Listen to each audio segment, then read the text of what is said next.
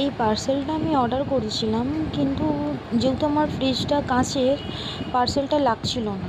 তো লাস্টে আমি কী করব, একটা টেপ ছিল, টেপ দিয়ে সব কটা স্টিকারের পেছনে, মানে চুম্বক ছিল যেটা, চুম্বকের পেছনে লাগিয়ে দিয়ে আমি ফ্রিজে লাগিয়েছি। কন্টিনিউ লাগাচ্ছিলাম, লাগাতে লাগাতে ভাবছি যেহেতু এটা খুলে পড়েও যাবে, বলতে না বলতে কিছুক্ষণের মধ্যেই এই স্টিকারটা, মানে একটার পর একটা লাগাচ্ছি, লাগাতে লাগাতে সে নেক্সট টাইম যখন ফোর্থেরটা লাগিয়েছি, 4 নম্বরটা লাগানোর পর দেখলাম আর একটা লাগাতে যাব, দেখছি ফট করে একটা স্টিকার আমার মানে ফ্রিজ থেকে খুলে টুক করে পড়ে গেল।